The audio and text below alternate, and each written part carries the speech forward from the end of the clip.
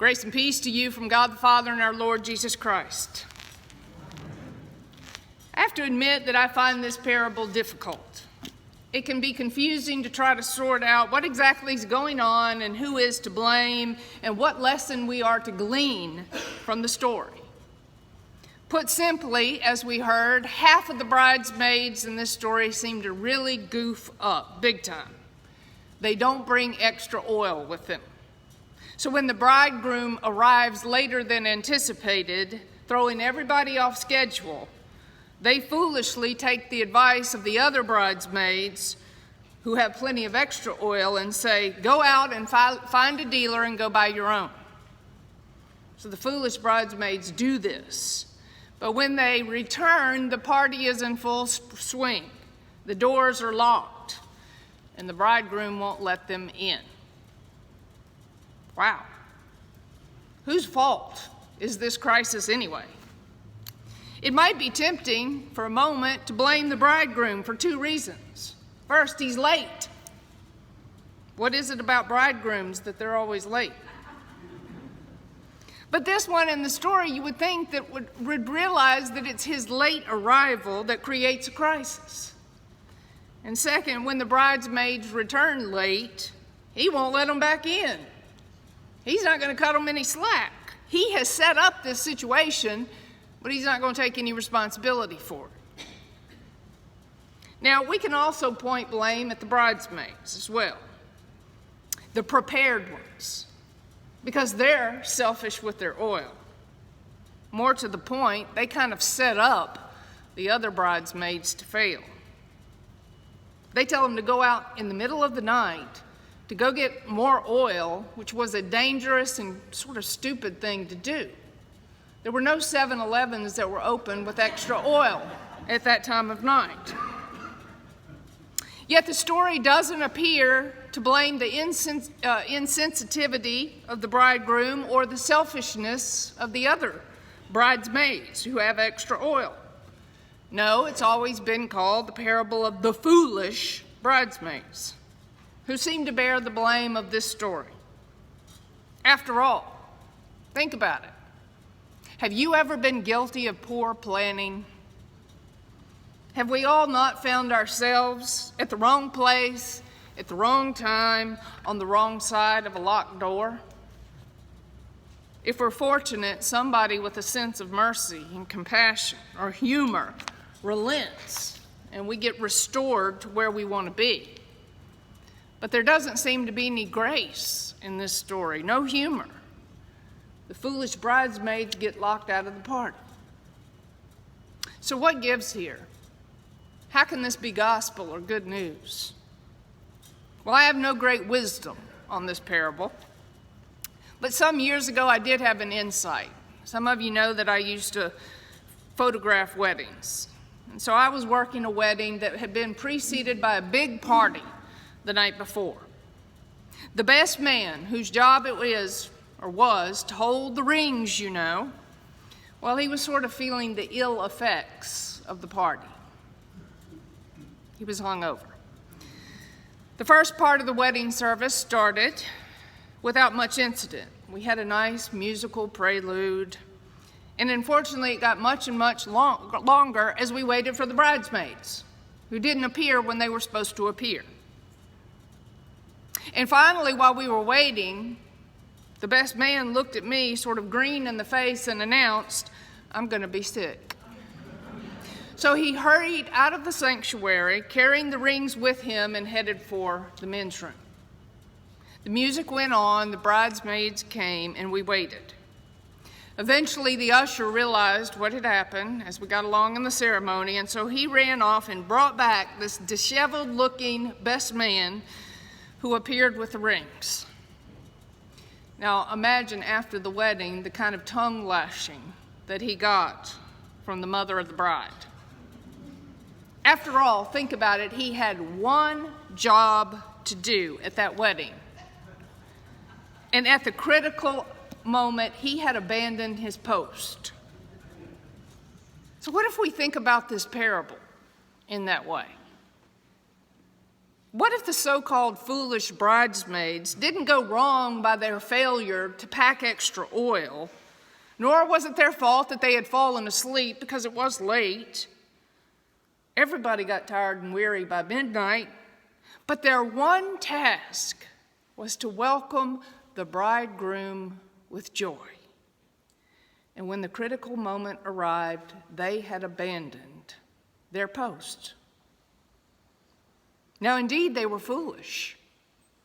They were foolish because they acted as if having oil in their lamps was the most important thing. But that was not their primary job. That was not their primary task. It was to welcome the bridegroom with joy. Their job was to be announcers of unbelievably good news. But they confused the means with the end. And in doing so, they failed their task. Now, on the one hand, we can see this parable in Jesus' day as a veiled criticism of the religious authorities, the Pharisees and the priests and the scribes in Jerusalem. Their chief task was not to keep the temple beautiful or profitable. Rather, their chief task was to keep the people connected with God, to greet the prophetically promised arrival of God with joy. But when Jesus arrived, they viewed him as a nuisance. They saw him as a threat to the temple's profitability and a threat to their well-being. So what if this parable's lesson to us is to feel anew that our task is not to preserve our church buildings or our religion, but rather with our very lives to communicate joy, the joy of knowing God, the joy of abundant life, the joy of his abiding presence with us. Let me ask, do our lives, our individual congregations radiate joy? I see many reasons we have to continually ask ourselves this question.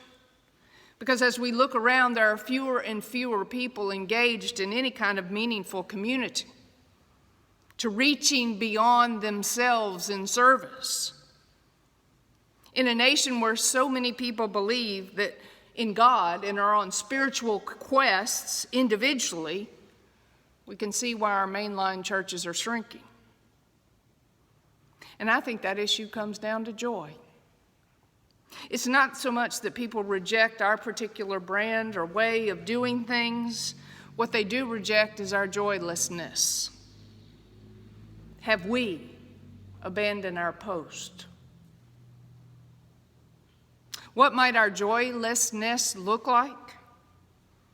First, we often spend way too much time criticizing each other. A few years back, when I asked confirmation students what they would like to change about church, one young man's answer was that he wished that we would be far less judgmental in our attitudes. Whether we're conservatives or liberals, mainliners, Protestants, Catholics, we spend our time, too much time, cataloging each other's faults and failures.